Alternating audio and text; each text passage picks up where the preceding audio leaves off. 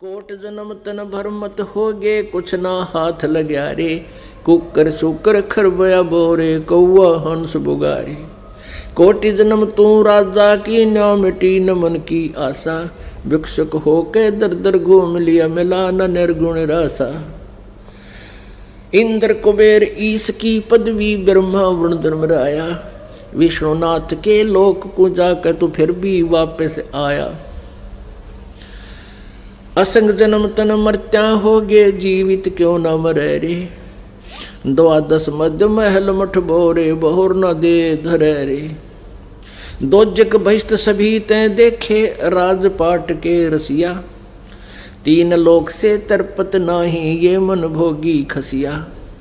सतगुर मिले तो इच्छा मेटे पद मिल पदे समान। चल हंसा उस लोक पठाऊं जो आदि अमर अस्थान।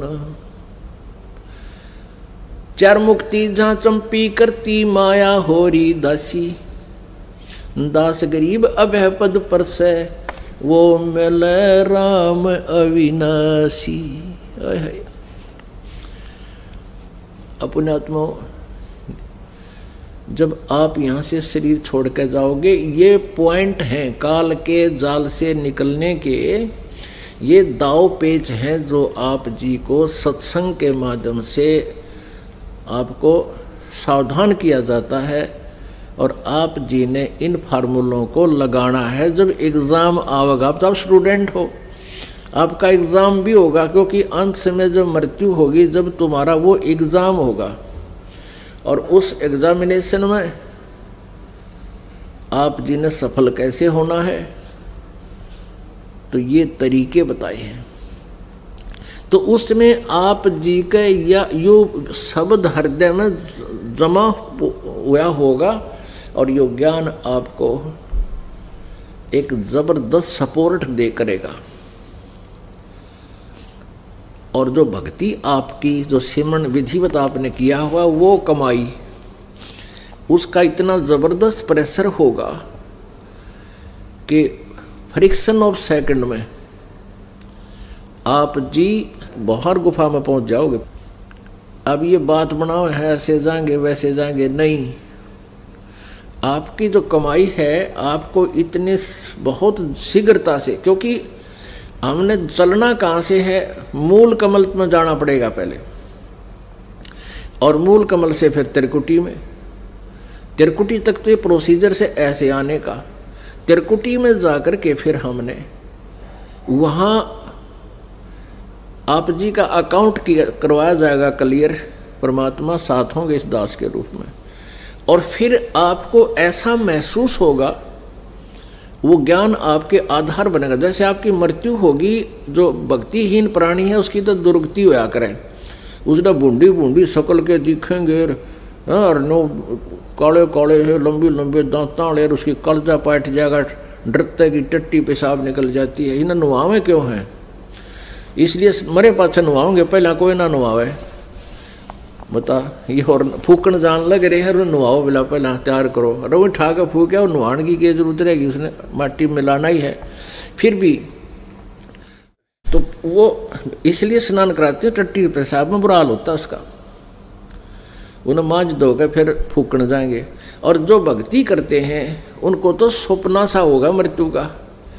जैसे सोपन में आप जा रहे हो और सोपन भी बढ़िया हो खुशी का, ऐसे आप जा रहे हो जैसे सत्संग में, और वहाँ पहुँच जाते हो त्रिकुटी में। त्रिकुटी में जाकर आप जी का सतनाम की जो कीमत है, भक्ति की कमाई है, उसका वहाँ से शुरुआत होगी। उसको वहाँ आपका अकाउंट क्लियर होगा। सतनाम में एक ओम मंत्र है, दूसरा वो तत्गुप्त है, जो उपदेश प्राप्त है उनको मालूम है। तो ओम नाम के जाप की भक्ति कमाई और यज्ञ हवन धर्म जब आप यहाँ करवा रहे हो, इसकी जो भी भक्ति का जो धन है वो इस काल को भ्रम को छोड़ देंगे, इस काल भ्रम को छोड़ देंगे और फिर ये हमें यहाँ से मुक्त कर देगा। गीता जी अध्याय नंबर 18 के श्लोक नंबर 66 में कहा कि सर्वधर्मान परित्यज माम एकम शरणम व्रज अहम तवा सर्व पापे मोक्षामि मां शुच। अब ये गीता ज्ञानदाता ब्रह्म काल कह रहा है कि मेरे सतर के जितने भी धार्मिक क्रियाएं तूने की हैं, यू कहता है 8वें अध्याय के 13वें श्लोक में, ओम इति एकाक्षरम ब्रह्म व्यवहारण माम अनुसमरण ये प्रयाति तजंदेहम सयाति परमाम गतिम। ये काल कहता है कि मेरा तो एक ओम अक्षर है, नथिंग एल्स, और जो मेरे सतर की भक्ति ओम नाम से करता है, मेरे ओम से जो लाभ होता है उसको, उस गति को प्राप्त होता है, उस परम गति को प्राप्त होता है। तो पुण्यात्माओं, अब आपको ये ज्ञान होता जा रहा है, तो ये जो ज्ञान है ना, तरकुटी पर जब आप पहुंचोगे तो वहां आपने इस ओम नाम के जाप की कमाई, इस दास के रूप में परमेश्वर होंगे, वहां आपका अकाउंट कराओगे ना, तो आपको विचलित कर देंगे। ये काल के बहुत जबरदस्त जाल है। ऊपर रास्ते में बहुत ज़्यादा भयंकर काल ने ऐसे जाल रचे हैं, कहीं पर तो ऐसे बढ़िया बढ़िया रेस्टोरेंट बना रखे हैं, अप्सराएं नाच रही हैं, कोई एकाएक घूम रही है अकेली वन में, यानी मन के अंदर जो दोष होते हैं उनके वहाँ पूरे हथियार हैं मन को फंसाने के। तो वहाँ परमात्मा साथ होंगे तो आपकी हिम्मत नहीं पड़ेगी इधर उधर नज़र बचा कर बकवाद सोचन की, क्योंकि परमेश्वर ने आप जी को सतलोक ले जाना है। और वहाँ फिर आपका, अब यहाँ कहते हैं ना कई अनजान का, हम तो घर पर भक्ति कर लेंगे, क्योंकि यहाँ जब सत्संग में आते हो आपको बार बार समझाया जाता है, जैसे स्टूडेंट आया करें या एक भयंकर रोगी आता है, उसमें नखरे नहीं होते, क्योंकि हमने अपना उद्देश्य देखना चाहिए।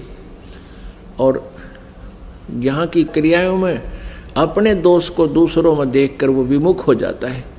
फिर बोला आदमी क्या कहता है कि मैं तो घर पर भक्ति कर लूँगा।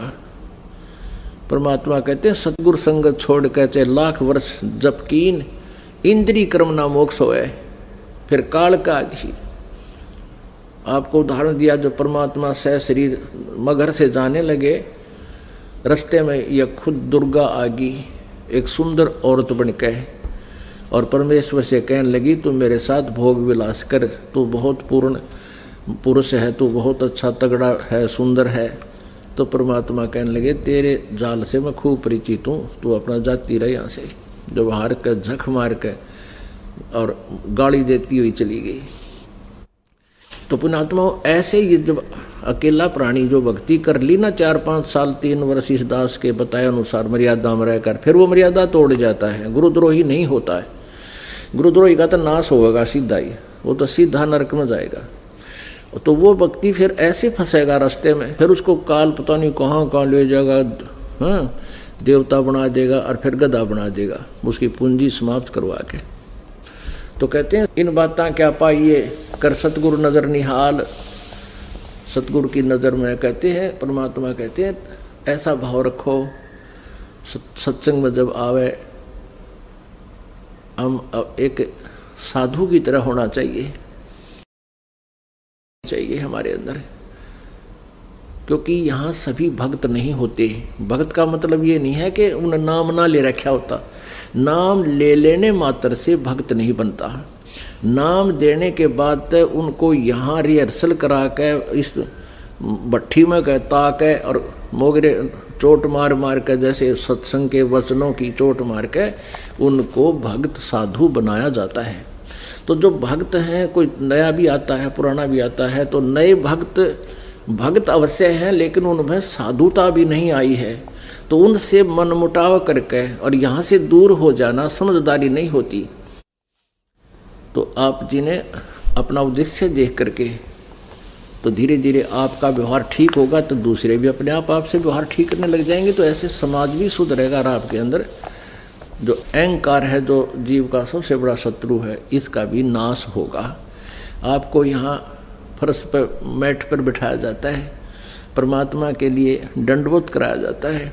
ये इस काल के इस अकड़ को, काल ने जो हमारे अंदर बीमारी ला रखी है, रोग भर दिया, यो मैल खोट डाल दिया सोने में, शुद्ध सोने में, तो उसको यहाँ गर्म करके उस खोट को निकाला जाता है।